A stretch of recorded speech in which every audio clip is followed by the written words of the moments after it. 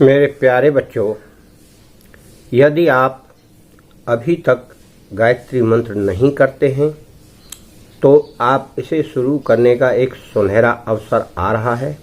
आप इस सुनहरे अवसर को मत जाने दीजिए, क्योंकि साल में ऐसे समय कई बार आते हैं और हाथ से निकल जाते हैं। तो मेरे बच्चों, क्योंकि गायत्री मंत्र ही सर्वोपरि मंत्र माना गया है और इतना सरल भी है, इसमें कई लोग सोच सोच कर रह जाते हैं कि कब से शुरू करें, कब से ना करें। परंतु अब ऐसा एक समय आ रहा है जब आप इसे शुरू कर सकते हैं। और जो महिलाएं मंत्र नहीं कर रही हैं, उनको यह लंबा मंत्र लगता है, तो हम इसकी विधि भी बताएंगे। और जो बच्चे छोटे करना चाहते हैं वह भी इसको शुरू करें, तो उनको बुद्धि और बल प्राप्त होगा और ज्ञान के चक्षु खुल जाएंगे। तो मेरे प्यारे बच्चों, आप सभी लोग थोड़ा प्रयत्न करें और इस मौके को अपने हाथ से ना जाने दें। आइए तो हम आपको बताते हैं कि करना आपको क्या है। आपको अभी अगले कुछ दिनों में आने वाली दिवाली है, तो उस दिवाली से पहले एक दिन होता है 14, धनतेरस जिसे बोलते हैं। या तो धनतेरस से करिए या एक दिन पहले दिवाली से करिए। तो ये धनतेरस यानी महाराज धन्वंतरी की जन्म शती उसको कहते हैं, या जन्म दिवस मनाते हैं।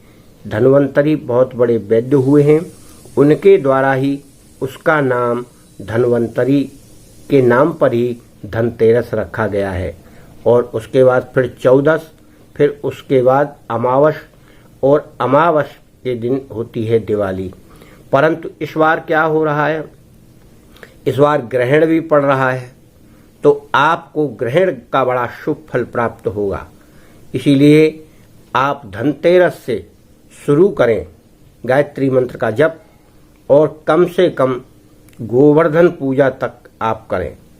यानी ये 13, 14 पूर्णमासी और 4 दिन हो गए, तो इन 4 दिनों में आपको शुभ फल प्राप्त होगा।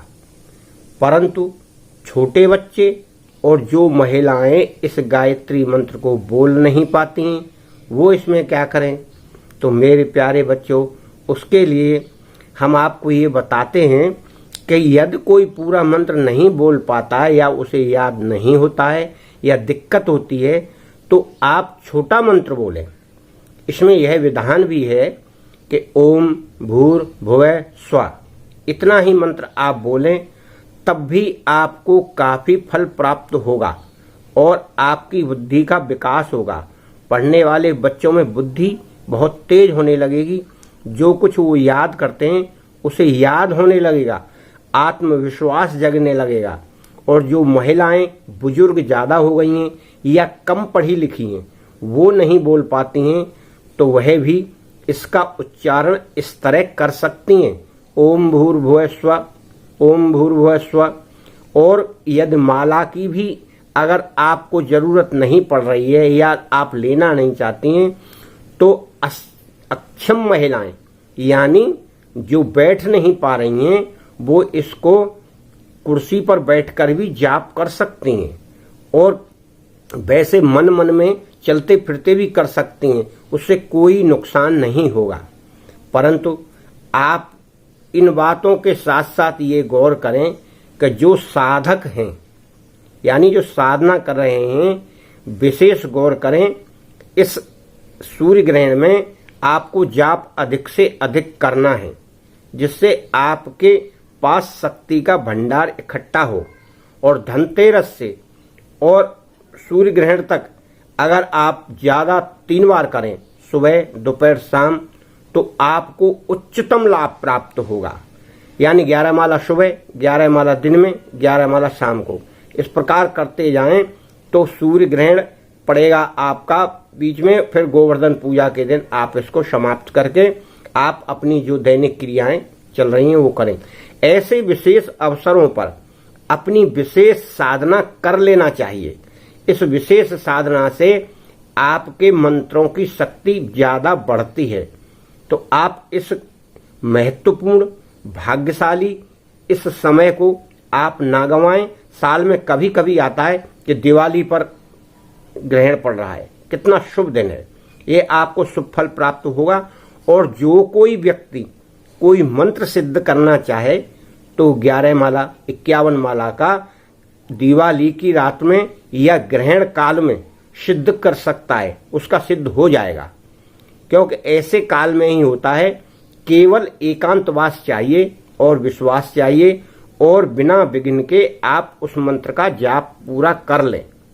ज्यादातर तो 51 माला या 11 माला में हो जाता है और कुछ साबर मंत्र ऐसे हैं जो कम मात्रा में हो जाते हैं, 21 माला 11 माला इतने में सिद्ध हो जाते हैं।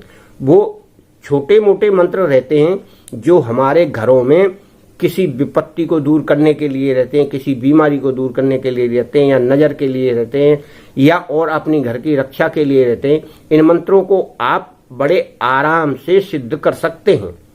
मंत्र में शक्ति है, ये आपको अनुभव हो रहा होगा। जो साधक हैं और जो साधना नहीं कर रहे हैं वो साधना शुरू करें तो इसका आपको फल मिलेगा।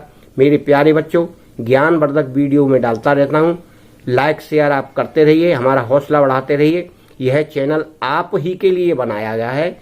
आपका हौसला बढ़ेगा, आपका ज्ञान बढ़ेगा तो आपके जीवन में उन्नति अवश्य प्राप्त होगी। आप केवल विश्वास बनाए रखें, ये हमारा आपके साथ आशीर्वाद है और माता गायत्री का भी आपके साथ आशीर्वाद है। धन्यवाद।